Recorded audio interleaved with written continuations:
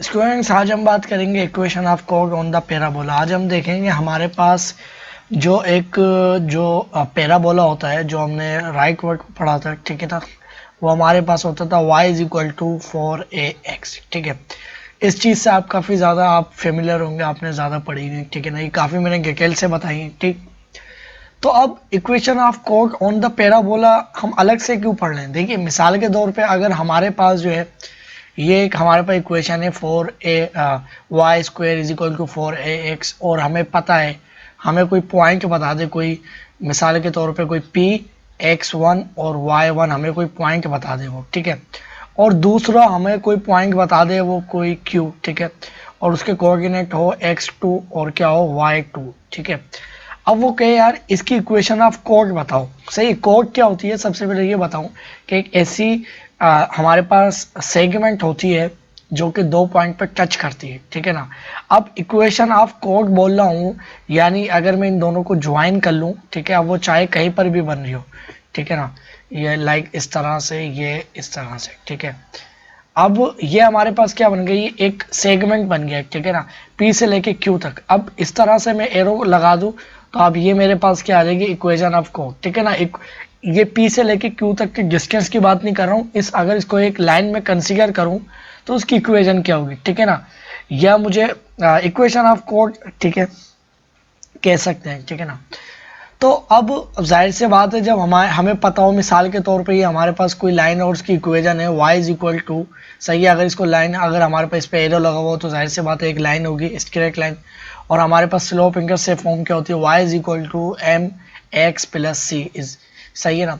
अब स्लोप क्या होती है? स्लोप हमारे पास बताती है rate of change of y with respect to x, जो कि हम काफ़ी दफ़ा पढ़ चुके हैं कि हमें बताती है कोई y के अगेंस्ट जब x डिस्टेंस तय कर रहे होते हैं तो y कितना चेंज होता है, या y के रिस्पेक्ट में x कितना चेंज होता है, ठीक है। और ये स्लोप इंटरसेप्ट क्या होता है? ये हमें y इंटरसेप्ट बताता है कि वो लाइन जो है y पर कहाँ पर टच कर रही है और कहाँ पर टच नहीं कर रही, ठीक है।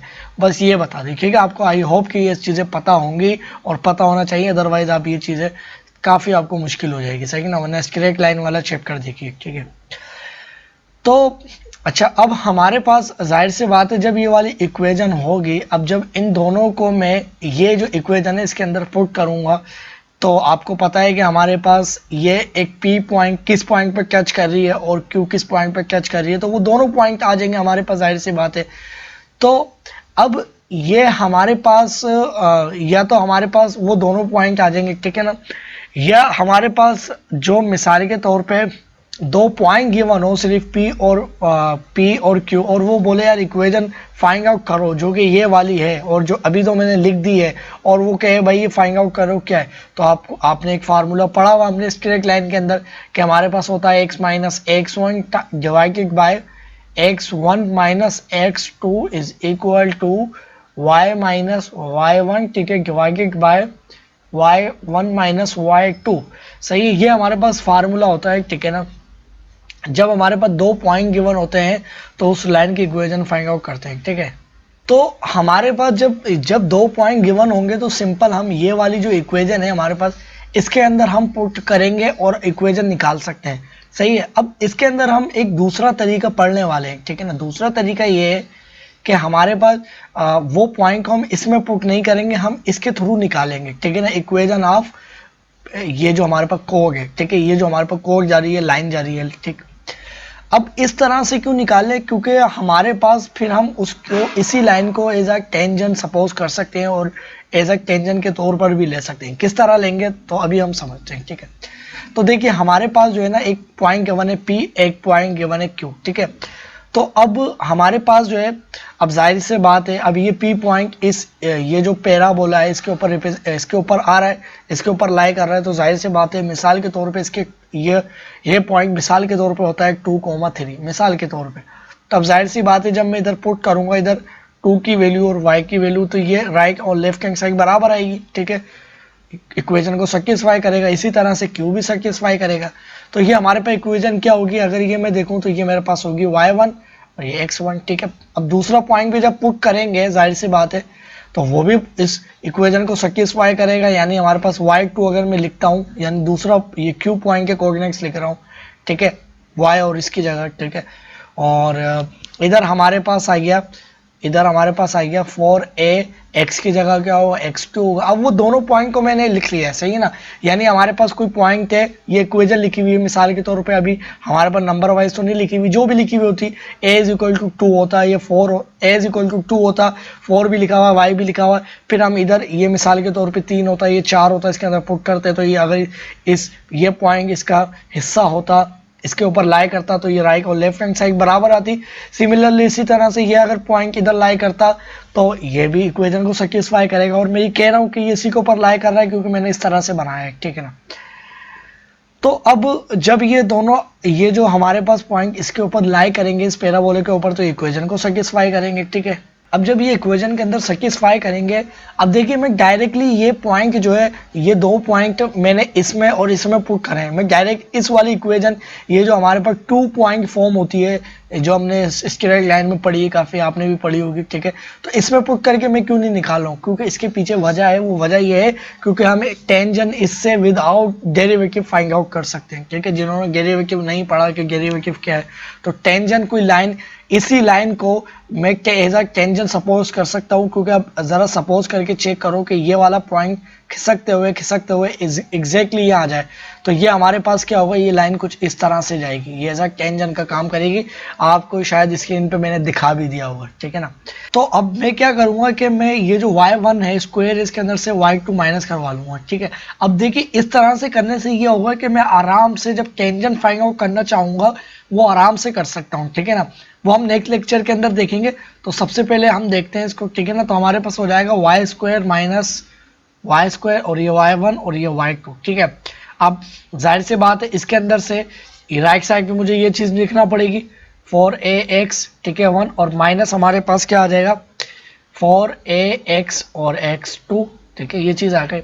अब ये हमारे पास क्या है a square minus B square, आपको पता है किसके बराबर होता है, तो हमारे पास क्या हो जाएगा y1 प्लस y2, ठीक है, times y1 minus y2 is equal to, इधर क्या कॉमन है, इधर हमारे पास कॉमन है 4a, ठीक है, और इधर आ जाएगा x1 माइनस x2, ठीक है। अब ये वाली जो इक्वेशन हमारे पास है, इसको अगर मैं ऑन बोथ साइड अगर मल्टीप्लाई करवा लूँ, सही है ना, यानी अगर मैं multiplying on both side this equation, जो हमारे पास ये जो x वाली चीज़ है वो x वाली जगह पे मल्टीप्लाई करवाऊंगा और y वाली आपको पता है ना, अगर इधर 2 मल्टीप्लाई करवाता हूँ तो इधर भी 2 मल्टीप्लाई करवाना पड़ेगा, ये 2 के बराबर कोई नंबर या कोई भी वैल्यू, तो ये हमारे पास ये x वाली ये वाली सारी चीज़ इसके बराबर है, तो ये वाली चीज़ इधर मल्टीप्लाई करवा दूंगा x वाली और y वाली y की तरफ, ठीक है। तो अब इधर जो है हमारे पास, इधर मेरे पास आ जाएगा, इधर मेरे पास क्या आ जाएगा, इधर मेरे पास आ जाएगा y माइनस y1, ठीक है, और डिवाइडेड बाय हमारे पास क्या आ जाएगा y1 माइनस y2, ठीक है, ये चीज़ आ गई। और इधर क्या आएगा, तो अब इधर जो है ना थोड़ा सा इसको मैं सेट कर लूँ, अगर इधर जो है थोड़ा सा इसको सेट कर लेता हूँ, ठीक है। और इधर जो है ना असल में मुझे कलर चेंज करना था जो कि मैंने किया नहीं। अब इधर हमारे पास क्या है x माइनस x1, ठीक है, डिवाइडेड बाय इधर आ गया हमारे पास x1 माइनस x2, ठीक है, वही चीज़ें लिखी है। अब इधर देखो तो हमारे पास x1 माइनस x2 ये कॉमन है, ये से डिवाइड हुआ, ठीक है, x1 y1 माइनस y2 तो ये से डिवाइड हो गया, ठीक है, पूरी टर्म आपस में कैंसिल आउट हुई, तो मेरे पास क्या आ गया y माइनस y1, ठीक है, फिर हमारे पास आ गया y1 प्लस y2, ठीक है, ये वाली हमारे पास चीज़ आ गई। और अब हमारे पास इधर जो है ना, इधर हमारे पास क्या आया इज इक्वल टू हमारे पास 4ax माइनस x1, ठीक है। अब स्टूडेंट्स हमारे पास जो है ना, अगर अब ये वाला पॉइंट जब आपको पता है ये मूव करके यहाँ पर एग्जैक्ट यहाँ पर आ जाएगा, तो हमारे पास ये x2 और x1 क्या हो जाएंगे, आपस में बराबर हो जाएंगे, यानी हमारे पास x1 is equal to x2 हो जाएगा, और हमारे पास सिमिलरली क्या हो जाएगा y1 is equal to y2, क्योंकि x2 और y2 एक ही जगह पे लाई करेंगे, इसी तरह से x और x1 भी, ठीक है। तो ये फिर हमारे पास होगा क्या, ये हमारे पास इधर टेंजेंट काम करेगी, ठीक है ना। तो वो अब हमारे पास क्या होगा y माइनस y1, ठीक है, इधर हमारे पास क्या आ जाएगा, इधर हमारे पास दोनों जगह में क्या लिख लेता हूँ y1, ठीक है, क्या हो जाएगा ये y1 ये भी y1, तो हमारे पास क्या हो जाएगा 2। अब देखो मैं इस वन y को काट के y1 लिख लूँ, ये इसको काट के y2 लिख लूँ, क्योंकि दोनों वैल्यूज आपस में बराबर है। अब मैं इसको भी मैं क्या सपोज कर लूँगा y1, वो इसलिए करूँगा क्योंकि इधर y1 है, तो हमारे पास क्या हो जाएगा 2y1, ठीक है, इज इक्वल टू हमारे पास क्या हो जाएगा, इधर हो जाएगा हमारे पास 4a, ठीक है, और हमारे पास क्या हो जाएगा x माइनस x1, ठीक है। तो अब हमारे पास जब ये इससे मल्टीप्लाई होगा, सबसे पहले तो हमारे पास 2 से डिवाइड होगा, तो इधर क्या बचेगा, सिर्फ 2 बचेगा। और अगर हमारे पास y मल्टीप्लाई होता है तो हमारे पास आ जाएगा y, इससे मल्टीप्लाई होगा, सही है, तो हमारे पास क्या आ जाएगा y1 और y, फिर माइनस हमारे पास क्या आ जाएगा y1 और y1, तो क्या आ जाएगा y स्क्वायर 1, ठीक है, इज इक्वल टू हमारे पास ये आ जाएगा 2a, हमारे पास क्या आ जाएगा x माइनस x1, ठीक है, और डिवाइडेड बाय हमारे पास ये जो वैल्यूज आएंगी, तो ये हमारे पास वैल्यूज आ जाएंगी y1, ठीक है, माइनस अब हमारे पास y1 स्क्वायर किसके बराबर है, तो ये हमारे पास किसके बराबर था, उसी इक्वेशन के बराबर था, y1 square is equal to 4ax, सही है, ये इसके बराबर है अगर यहाँ देखो तो, सही है।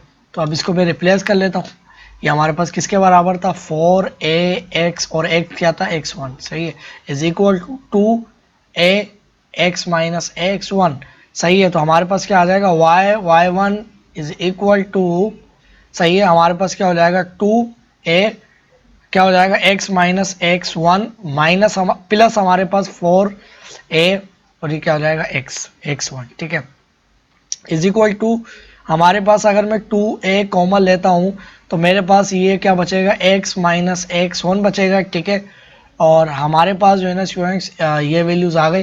फिर उसके बाद हमारे पास ये वाली जो वैल्यू है ना, इधर हमारे पास बचेगा माइनस a बार आ चुका है, प्लस बचेगा, और इसकी जगह क्या रह जाएगा 2a बार आ चुका है, सिर्फ क्या बचेगा x1, तो हमें पता ही है x1 और ये इससे कैंसिल, तो हमारे पास क्या आया 2a, हमारे पास आया x1 प्लस x1, ठीक है, तो ये वैल्यूज आ गई, इज इक्वल टू हमारे पास आ गया y1, ठीक है।